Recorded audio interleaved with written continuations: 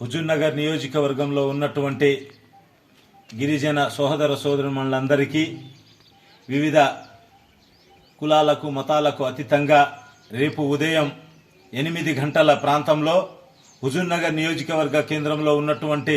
రామస్వామి గట్టు దగ్గర ఉన్న బంజారా భవన్లో శ్రీ సంత్ సేవాలాల్ మహారాజ్ గారి 285వ జయంతి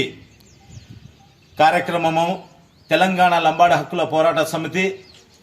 లంబాడీల ఐక్య వేదిక నంగారభేరి ఆధ్వర్యంలో ఘనంగా జరుపుకుంటున్నాము. అందుకు ఈ హుజూర్నగర్ నియోజకవర్గంలో ఉన్నటువంటి అన్ని వర్గాల ప్రజలు, నాయకులు, ప్రజాప్రతినిధులు, అధికారులు,